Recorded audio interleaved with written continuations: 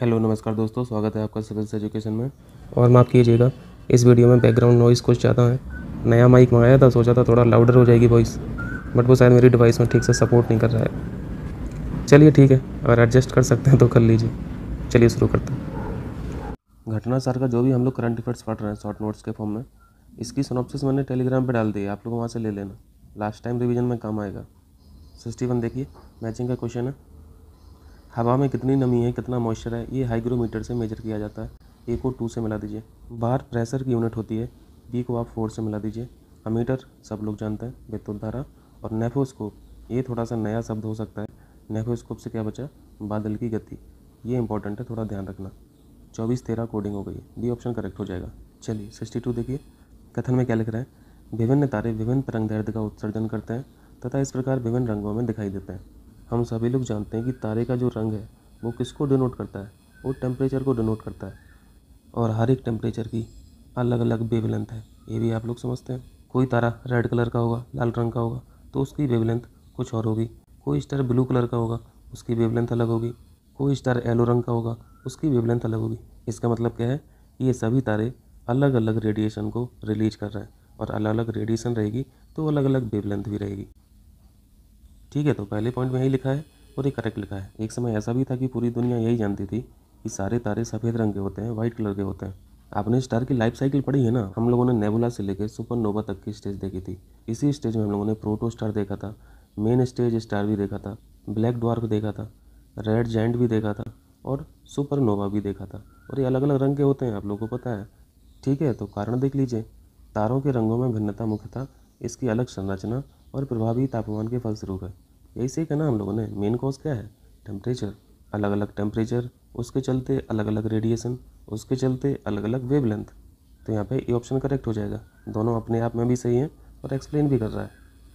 चलो 63 कर लो। तो एक परिक्रमा कर रहा है अंतरिक्ष यान से, कुछ पदार्थों के निकलने पर क्या होगा।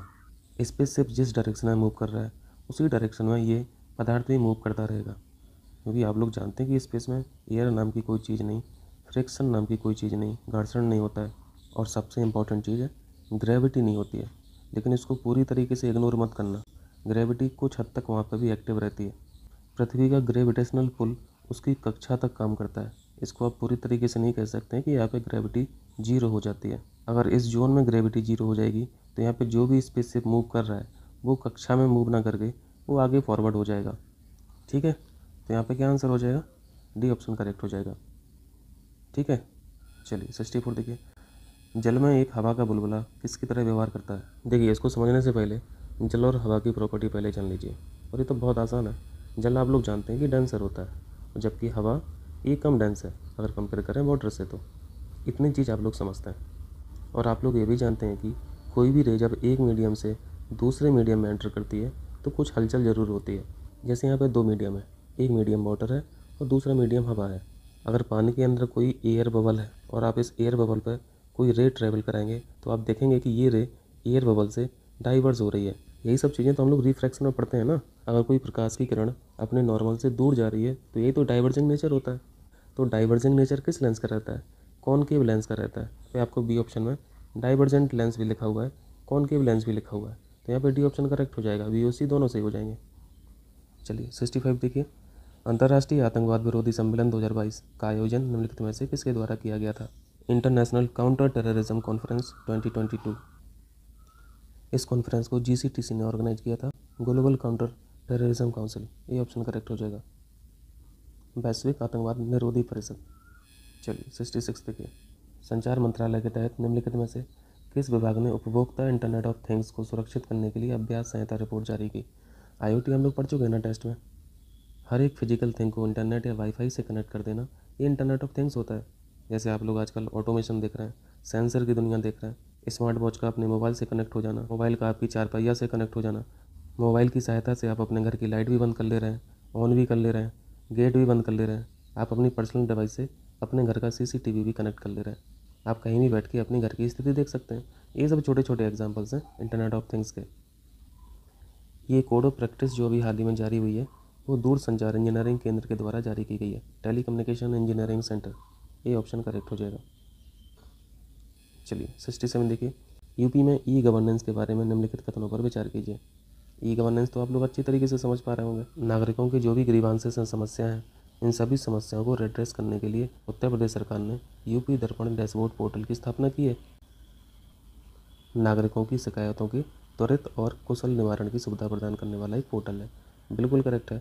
Mine Mitra is an online platform to facilitate online mineral management. तो माइन मित्र भी याद रखेंगे किसके लिए? ये खनिज प्रबंधन के लिए है। ये तो माइन से हम लोग समझ जाएंगे। यहाँ पे दोनों ऑप्शन करेक्ट हैं। निम्नलिखित में से कौन एक्यूट इंसेफेलाइटिस सिंड्रोम के रोग कारक है? अगर कोई बीमारी सिर्फ बैक्टीरिया से होती है, ठीक है, मैनेज कर लिया जाएगा। अगर कोई बीमारी वायरस से होती है, तब भी मैनेज कर लिया जाएगा। या फिर कोई बीमारी सिर्फ फंगस से या फिर कवक से हो रही है, तब भी मैनेज कर लिया जाएगा। अगर कोई गंभीर बीमारी बैक्टीरिया से भी हो रही है, फंगस से भी हो रही है, वायरस से भी हो रही है, स्पायरोसेट से भी हो रही है, ये ज़्यादा खतरनाक हुआ ना। हम दवा किसकी खिलाएंगे? एंटी बैक्टीरियल खिलाएंगे या फिर एंटी फंगस या फिर एंटी वायरस? ठीक है, तो यहाँ पे डी ऑप्शन करेक्ट हो जाएगा। ये सभी से होता है। चलिए 69 देखिए। निम्नलिखित कथनों पर विचार करें। कक्षा 11-12 याद आ रहा है? केमिस्ट्री। अम्ल जो होते हैं, एसिड जो होते हैं, लाल लिटमस को नीला कर देता है, जबकि जो बेस होते हैं, क्षार होते हैं, ये नीले लिटमस को लाल कर देता है। ये लिटमस क्या है? लिटमस ना ही कक्षा 11-12 में समझ पाए और ना ही आप समझ में आता है। प्रैक्टिकल अगर कराया होता कक्षा 11-12 में तो देखा होता। प्रयोगशाला में बैठाने भर से तो नहीं होगा ना। प्रयोगशाला में बैठ के परखनली टेस्ट ट्यूब पकड़े रहो और उसी से अपना खेलते रहो, यही तो होता था ना। चलिए कोई बात नहीं, यहाँ पे हम लोग अच्छे से सीख ले रहे हैं। हम लोग लाइकेन के बारे में पढ़ते रहते हैं, काई के बारे में पढ़ते रहते हैं। ये क्या होते हैं? एक तरह से प्लांट्स हैं ना, प्लांट्स होते हैं। इन प्लांट स्पीसीज़ के बारे में हम लोग सबसे महत्वपूर्ण बात जो पढ़ते हैं वो है इंडिकेटर। ये इंडिकेटर स्पीसीज भी होती हैं। एयर पोल्यूशन को बताती हैं ना ये स्पीसीज़। जहाँ पे एयर पोल्यूशन ज़्यादा होता है वहाँ पे लाइकेन पैदा नहीं होता है। तो पहली बात तो हम लोग को यही सीखना है कि ये जो लिटमस पेपर है ये इसी लाइकेन से बनाया जाता है। इसका मतलब ये भी हो जाएगा कि लिटमस भी एक इंडिकेटर पदार्थ है। हम लोग खाना खाते हैं, खाने के स्वाद में खट्टापन आता है, कड़वापन आता है। ये खट्टा स्वाद और कड़वा स्वाद लग क्यों रहा है? ये इसलिए लग रहा है क्योंकि भोजन में एसिड और बेस प्रेजेंट है, और जो अम्ल होते हैं वो स्वाद में खट्टे लगते हैं और क्षार कड़वे लगते हैं। ऐसे ही अगर किसी सॉल्यूशन के बारे में जानना है कि ये एसिड है या फिर बेस है, ये कैसे पता चलेगा? इस सॉल्यूशन की बेसिडिटी और एसिडिटी लिटमस पेपर से पता करते हैं। तो आपको एक बात और ध्यान रखना है कि लिटमस को पीएच इंडिकेटर भी बोला जाता है। ये देखिए, ये क्या दिख रहा है आपको? ये काई दिख रही है ना, लाइकेन दिख रहा है जो पेड़ के तने में चिपके हुए हैं। ठीक है, इसी लाइकेन से लिटमस पेपर बनाया जाता है। चलिए ठीक है, यहाँ तक हम लोगों ने लिटमस पेपर बना लिया, लाइकेन से बना लिया। 2 रंग के लिटमस पेपर बना लिए। एक लिटमस पेपर है लाल रंग का जो आपको पहले फिगर में दिख रहा है। दूसरा लिटमस पेपर है ब्लू कलर का, नीले रंग का, जो आपको दूसरे इमेज में दिख रहा है। अगर लाल रंग का लिटमस पेपर नीले रंग में कन्वर्ट हो जाए तो इस चीज़ को बोलते हैं कि सॉल्यूशन क्षार है, बेस है।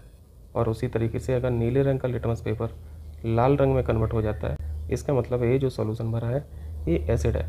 यहाँ पे देखिए, blue litmus paper turns red. ठीक है, हो जाएगा। एसिड में क्या देखा था? ब्लू रंग का लिटमस पेपर रेड में कन्वर्ट हो रहा था। और बेस में क्या हो रहा था? बेस में लाल रंग का लिटमस पेपर ब्लू में कन्वर्ट हो रहा था। तो ये ऐसे याद रखना, एसिड होगा तो रेड होगा, बेस होगा तो ब्लू होगा। बेस से ब्लू याद रख लीजिए, बेस से याद रख लीजिए। बेस में भी बी लेटर है और यहाँ पे लिटमस पेपर भी ब्लू में कन्वर्ट हो रहा था। तो पढ़िए, हम लोग जो है लाल लिटमस को नीला कर देते हैं, ये तो गलत लिखा। जबकि क्षार जो होते हैं वो नीले लिटमस को लाल कर देता है, उल्टा लिख दिया, गलत है ये पॉइंट। दूसरा पॉइंट है, एसिड जो होते हैं वो स्वाद में खट्टे होते हैं और क्षार जो होते हैं वो तीखे या फिर कड़वे होते हैं। ये ठीक है, यहाँ पे सेकंड पॉइंट करेक्ट हो जाएगा। क्लियर है? चलिए बी ऑप्शन। 70 देखिए, ताबे पर हरे रंग का परत बैठना निम्नलिखित में से किसका उदाहरण है? ये एक तरह से जंग ही तो बता रहे हैं। जंग लगना क्या होता है? ऑक्सीडेशन हो जाता है। और ऑक्सीडेशन या ऑक्सीकरण के लिए सबसे इंपॉर्टेंट शर्त क्या होती है? ऑक्सीजन की प्रेजेंस होनी चाहिए। अगर हम लोग लोहे के बारे में पढ़ते हैं तो लोहे में जो परत लगती है वो किसकी परत लगती है? Fe2O3 की। इसको हम लोग जंग बोल देते हैं। तांबे के केस में क्या होता है? हरे रंग की परत बैठ जाती है, तो यहाँ पे कॉपर कार्बोनेट बन जाता है। यहाँ पे फेरिक ऑक्साइड बन रहा था, यहाँ पे कॉपर कार्बोनेट बन जाएगा। तो यहाँ पे मेटल कोरोजन आंसर हो जाएगा, बी ऑप्शन। ठीक है, चलिए 71 कर लीजिए। निम्नलिखित में से किसे ग्लोबल सॉल्ट कहा जाता है? ये ग्लोबल सॉल्ट क्या है? अगर रटना है तो रट लीजिए, सोडियम सल्फेट को बोला जाता है। यहाँ पे कुछ इंपॉर्टेंट ये चीज़ें हैं, सोडियम हाइड्रोक्साइड, ये क्या है, ये वाशिंग सोडा है। और यहाँ पे सोडियम बाइकार्बोनेट भी लिखा है बी ऑप्शन में, इसको क्या बोलते हैं, ये बेकिंग सोडा है, खाने वाला सोडा। चलिए नेक्स्ट कीजिए। नेचुरल और आर्टिफिशियल प्रकाश स्रोतों द्वारा प्रकाशित किए जाने पर विभिन्न रंगों को दर्शाता साबुन का बुलबुला किसका उदाहरण है। हम लोग वाटर सरफेस पर तेल को तैरते हुए देखते हैं, ये इंटरफेरेंस होता है, व्यतिकरण। जहाँ पे भी आपको बहुत सारी चमकती हुई लेयर्स दिखें वहाँ पे व्यतिकरण मार दिया कीजिए। यहाँ पे समय नहीं है, नहीं तो हम लोग अच्छे से पढ़ते चारों को। अभी बस याद रखने के लिए इतना ही समझ लें कि जहाँ पे बहुत सारी चमकती हुई लेयर्स दिखें वहाँ पे व्यतिकरण मार दीजिए, है ना। चलिए 73 देखिए, यहाँ पे क्या है, हाल ही में निम्नलिखित में से किस देश के साथ भारत के केंद्रीय मंत्रिमंडल ने कस्टम मामलों में सहयोग और पारस्परिक सहायता पर हस्ताक्षर करने की मंजूरी दी। कस्टम मैटर्स समझ रहे ना, कस्टम मैटर्स यानी सीमा शुल्क से संबंधित जो चीज़ें हैं, कस्टम मैटर्स में म्यूचुअल असिस्टेंस की बात स्पेन के साथ हुआ है भारत का, बी ऑप्शन करेक्ट हो जाएगा। ठीक है 74 देखिए, संस्कृति मंत्रालय निम्नलिखित में से किसके सहयोग से भारत के गाँव का पहला सांस्कृतिक सर्वेक्षण करेगा। अब यहाँ पे गांव वाली बात हो रही है तो गांव में तो CSC खुले हुए हैं, है ना, common service centre, B option हो जाएगा। इन्हीं को पकड़ लो, इन्हीं से करा लो। चलिए 75, प्रधानमंत्री मोदी की हालिया पंजाब यात्रा के दौरान सुरक्षा चूक की जांच करने वाली 3 सदस्यीय समिति का नेतृत्व कौन करेगा। इंपॉर्टेंट है, ध्यान रखना। ये 3 सदस्य कौन है, ये 3 सदस्य यही लोग हैं, सुधीर कुमार सक्सेना, बलबीर सिंह, एस सुरेश। और सभी लोग अपने अपने संगठन के मुखिया हैं। जैसे बलबीर सिंह साहब हैं, ये IB के जॉइंट डायरेक्टर हैं। एस सुरेश साहब SPG स्पेशल प्रोटेक्शन ग्रुप के ये IG हैं। और सुधीर सक्सेना साहब ये कैबिनेट सेक्रेटेरिएट के सेक्रेटरी हैं केंद्रीय सचिवालय में। तो इस कमेटी के चेयरमैनशिप सुधीर कुमार सक्सेना साहब करेंगे, ये ऑप्शन करेक्ट हो जाएगा। ठीक है चलिए 76 देखिए, जल में स्थायी कठोरता किसकी उपस्थिति के कारण होता है। ये परमानेंट हार्डनेस होती क्या है, यहाँ पे परमानेंट हार्डनेस का मतलब मिनरल कंटेंट से है। देखिए नॉर्मली होता क्या है कि जब पानी को आप बॉयल करते हैं, बॉइलिंग से होता क्या है, एवापोरेशन होता है, वाष्पीकरण होता है। इस वाष्पीकरण की क्रिया के दौरान बहुत सारे मिनरल्स एवापोरेट कर जाते हैं। पानी को बॉयल करने से उसमें प्रेजेंट मिनरल्स भी एवापोरेट हो जाते हैं। लेकिन ये स्थिति हमेशा नहीं रहती है पानी के साथ। पानी में कुछ कंटेंट ऐसे भी होते हैं जो बॉइलिंग करने पर भी नहीं जाता है, बॉयल करने पर भी एवापोरेट नहीं होता है। इस स्थिति को बोला जाता है परमानेंट हार्डनेस ऑफ वाटर। और ये कौन से मिनरल्स हैं जो बॉयल करने पर भी एवापोरेट नहीं होता है पानी के साथ, ये मैग्नीशियम और कैल्शियम के सल्फेट होता है। ठीक है, तो यहाँ पे भी ऑप्शन करेक्ट हो जाएगा। आपने एलम फिटकरी का एग्जांपल पढ़ा था कि फिटकरी क्या करती है, कोगुलेशन करती है, स्कंदन करती है और सारी गंदगी को एक साथ ले आती है। तो फिटकरी भी एक तरीका होता है पानी को शुद्ध करने का, लेकिन परमानेंट हार्डनेस थोड़ी ना उससे दूर होती है। ठीक है, तो हो जाएगा। कभी कभी पूछा जाता है कि परमानेंट हार्डनेस को कैसे कम किया जाता है, कैसे ख़त्म किया जाता है, तो वाशिंग सोडा का एग्जाम्पल पढ़ते रहते हैं। वाशिंग सोडा मिलाते हैं पानी में, यानी कार्बोनेट का यूज किया जाता है पानी की हार्डनेस को कम करने के लिए। और वाशिंग सोडा क्या है, कार्बोनेट है ना। जैसे ही आप वाशिंग सोडा पानी में डालते हैं तो वाशिंग सोडा करता क्या है, मैग्नीशियम और कैल्शियम के जो भी सॉल्ट होते हैं उस सॉल्ट से ये रिएक्शन कर लेता है और इनसोल्युबल कार्बोनेट बना लेता है। इनसोल्युबल यानी वो पानी में घुलता नहीं है, और पानी में घुलता नहीं है तो सरफेस पे अलग से दिखने लगेगा पानी के, तो उसको फिर अलग कर लिया जाएगा, हार्डनेस खत्म हो जाएगी। क्लियर है। चलिए 77 देखिए, आतिशबाजी के सामान बनाने में निम्नलिखित में से किसका प्रयोग किया जाता है। ये तो आसान है, वाइट फास्फोरस यूज किया जाता है। रेड फास्फोरस मत लगा देना, इसका यूज बस माचिस और दिया सलाई बनाने में होता है। माचिस की तीली पे ये जो टिप पे मटेरियल चिपका होता है ये रेड फास्फोरस होता है। वाइट फास्फोरस आतिशबाजी में यूज किया जाता है, फायरवर्क्स में यूज किया जाता है। ये बहुत ज़्यादा रिएक्टिव होता है, हाईली रिएक्टिव होता है। चलिए 78, मरुस्थलीय पौधों की जड़ें लंबी क्यों होती हैं। Desert plants have long roots because, इस पर हम लोग चर्चा कर चुके हैं। जड़ें पानी की तलाश में लंबी हो जाती हैं, बी ऑप्शन करेक्ट है। ग्रेविटेशनल वाटर याद आ रहा, कैपिलरी वाटर याद आ रहा, इन सब पे हम लोगों ने चर्चा की है। डेजर्ट प्लांट्स की खूबियाँ क्या होती हैं हम लोग जानते हैं। पत्तियाँ छोटी होती हैं, कांटेदार होती हैं, मांसल होती हैं, सुकुलेंट होती हैं, ताकि कम से कम एवापोरेशन हो पाए, बाष्पीकरण हो पाए। एक तो जड़ों को इतनी मशक्कत करनी पड़ रही है पानी के लिए, ऊपर से अगर पत्तियाँ लंबी हो जाएंगी तो सारा पानी तो एवापोरेशन से ही निकल जाएगा, वो तो वैसे ही सूख के मर जाएगा। तो प्रकृति ने उसी हिसाब से डिज़ाइन किया हुआ है। हम लोगों ने एक बात और सीखी थी इन प्लांट्स के बारे में, डेजर्ट प्लांट्स के बारे में। कुछ पौधे तो ऐसे होते हैं जिनमें पत्तियाँ होती ही नहीं हैं, और पत्तियाँ नहीं होंगी तो फिर फोटोसिंथेसिस कैसे होगा। तब हम लोगों ने सीखा था कि डेजर्ट प्लांट्स के जो तने होते हैं, तने भी फोटोसिंथेसिस करते हैं, ठीक है, और इनकी जड़ें भी फोटोसिंथेसिस करती हैं। ये खूबी ज़्यादातर डेजर्ट प्लांट्स में होती है, तभी वो अपने आप को सर्वाइव कर पाता है। ठीक है, चलिए 79, मानव शरीर की सबसे छोटी ग्रंथि कौन सी है। स्मॉलेस्ट ग्लैंड पढ़ते रहते हैं हम लोग।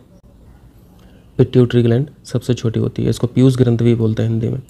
यह ग्रंथि व्यक्ति के सिर में होती है। चलिए 80 देखिए, निम्नलिखित में से कौन सत्य फल है। हम लोगों ने इस पर एक क्वेश्चन किया था जिसमें पूछा गया था कि कौन सा भाग फल का खाने वाला होता है। उसमें हम लोगों ने सेब का खाने वाला जो भाग होता है थैलेमस पढ़ा था, याद आ रहा। एप्पल के केस में थैलेमस पढ़ा था, नारियल के केस में सॉलिड एस्ट्रोजन पढ़ा था, लिक्विड एस्ट्रोजन पढ़ा था, और अनार और लीची के केस में एरिल पढ़ा था, याद आ रहा। कोई भी फल ट्रू फ्रूट होगा या फिर फॉल्स फ्रूट होगा, इसके लिए देखा जाता है कि वो डेवलप कैसे हो रहा है। अगर कोई फ्रूट अपनी ओवरी से डेवलप हो रहा है तो उसे ट्रू फल बोला जाता है, ट्रू फ्रूट बोलते हैं। और अदर देन ओवरी अगर डेवलप हो रहा है तो उस फल को फिर फॉल्स फ्रूट बोला जाता है। ऐसे बहुत से फल हैं जो अपनी ओवरी से डेवलप ना होकर किसी दूसरे पार्ट के द्वारा डेवलप होता है, और वो दूसरा पार्ट थैलेमस कहलाता है। कुछ फॉल्स फ्रूट के एग्जांपल्स हैं, इनको आप जाने रहिए, जैसे स्ट्रॉबेरी हुआ, एप्पल हुआ, पाइनएप्पल हुआ, मलबेरीज हुआ, ये सारे असत्य फल हैं। ठीक है, तो हो जाएगा। तो यहाँ पर सत्य फल बताना है। सेब के बारे में तो हम लोग असत्य पढ़े हैं, ये तो फॉल्स फ्रूट है। बी ऑप्शन यहाँ पे करेक्ट हो जाएगा। समझ आया। चलिए 81 देखिए, सुभाष चंद्र बोस आपदा प्रबंधन पुरस्कार प्रत्येक वर्ष प्रदान किया जाता है किस तारीख को। ये बोस साहब के जन्मदिन के दिन ही दिया जाता है, 23 जनवरी। ठीक है, ये ऑप्शन करेक्ट हो जाएगा। 82 देखिए, दक्षिणी ध्रुव पर अकेले पहुंचने वाली भारतीय महिला कौन बनी है, पहली भारतीय महिला कौन बनी है। जस्ट फैक्ट याद रख लेना, हरप्रीत चंडी, ये भारतीय मूल की हैं, अभी प्रेजेंट में ब्रिटिश सेना में है। चलिए 83 देखिए, यूपी सरकार ने हाल ही में निम्नलिखित में से किस जिले के 4 गाँव को राजस्व घोषित किया। इसको तो हम लोग पढ़ चुके हैं ना, नेपाल के बॉर्डर पे ये 4 गांव सेलेक्ट किए गए। ये 4 गांव जो लिखे हैं नंबर में भी 4 याद रखना, ठीक है। अब यहाँ पे बताइए कि कौन सा जिला नेपाल के बॉर्डर पे स्थित है। अलीगढ़ थोड़ी ना होगा, मिर्ज़ापुर सिद्धार्थनगर तो नहीं है, बहराइच है। डी ऑप्शन करेक्ट हो जाएगा। अगर आपको नेपाल पता होता तो ये आराम से हो जाता क्वेश्चन। क्लियर है। 84 देखिए, 84 देखिए, एज ऑफ ट्री को कैसे डिटरमिन किया जाता है। ये भी हम लोग पढ़ते रहते हैं, भले की संख्या के आधार पर निर्धारित किया जाता है। सी ऑप्शन करेक्ट हो जाएगा। एक शब्द आपने पढ़ा होगा, डेंडोलॉजी, बहुत इंपॉर्टेंट है। डेंडोलॉजी पूछा जाता है, पेड़ों की विशेषताओं पर जो स्टडी होती है, करेक्टरिस्टिक्स की जो स्टडी होती है प्लांट्स की, उसे डेंडोलॉजी बोला जाता है। अगर इसी डेंडोलॉजी शब्द में बीच में यहाँ पे क्रोनो और लगा दीजिए तो ये स्टडी फिर पेड़ों के रिंग्स के बारे में हो जाएगी, डेंडोक्रोनोलॉजी। ठीक है। चलिए 85 देखिए, यहाँ पर आर्टरीज और बीन्स के बारे में पूछा गया है, ब्लड सर्कुलेशन के बारे में पूछा गया है। आर्टरीज यानी धमनी और बीन्स यानी सिराएँ, दोनों में फ़र्क पता होगा। बीन्स जो होती हैं, सिराएँ जो होती हैं, वो बाहर की तरफ होती हैं, ऊपरी सतह पे होती हैं त्वचा के। डॉक्टर साहब जो इंजेक्शन सुई लगाते हैं वो आर्टरी में लगाते हैं कि सिराओं में लगाते हैं। सिराओं में लगाते हैं, ठीक है, आर्टरी में नहीं लगाते हैं। आर्टरी तो बहुत अंदर होती है, कई व्यक्तियों की तो सिराएँ ही बहुत अंदर होती हैं, वो ढूंढे नहीं मिलती है सुई लगाने के लिए।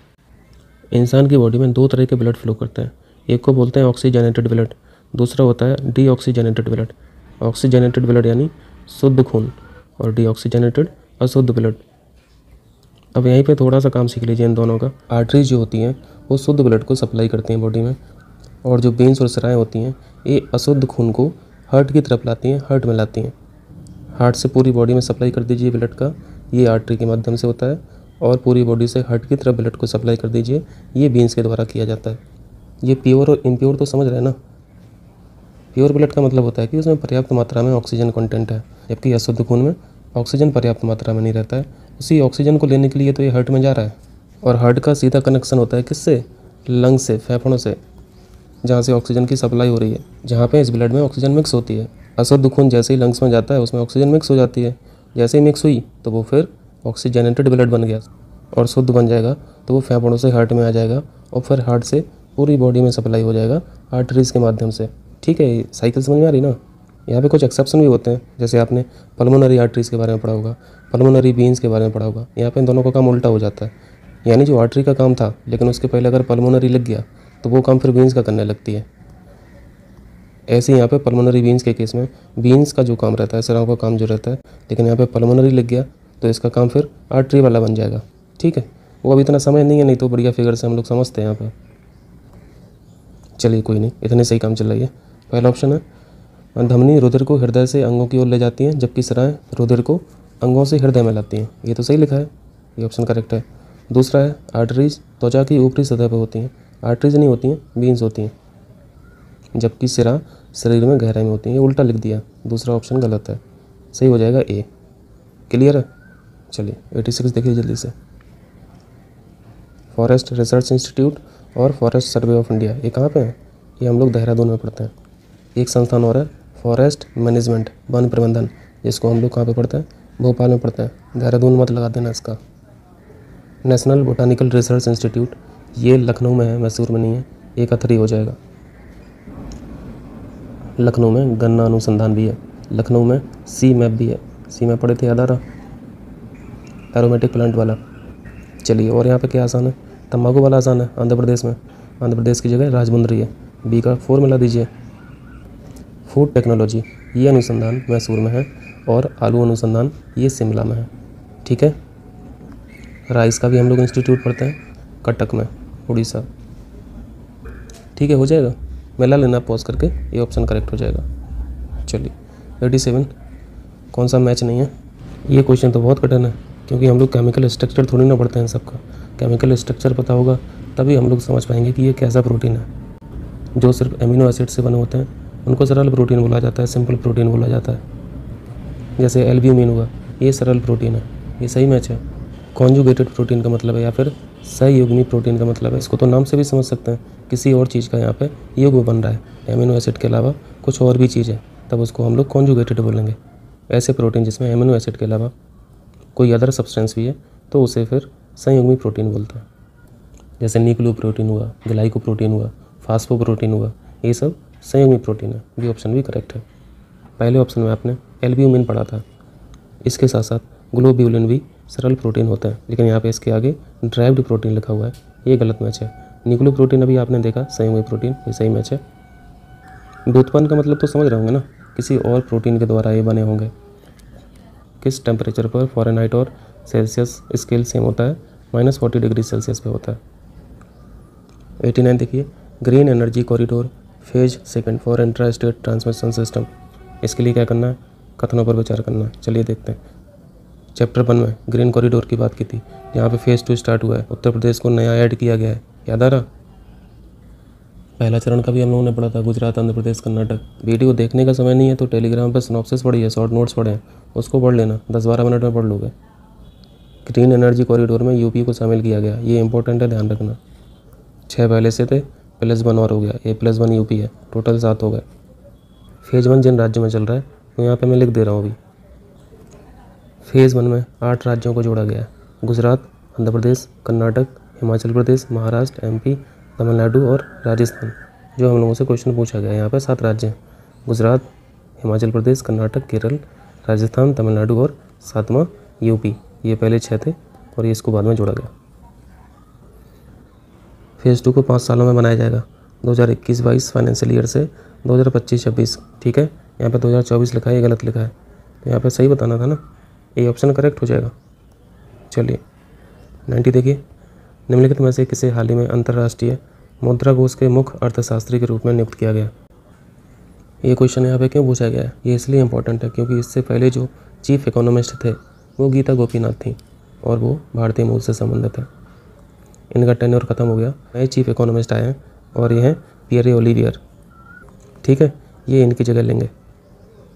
चलिए कीजिए, इतना कीजिए, फिर करते हैं काम आगे। बहुत बहुत शुक्रिया।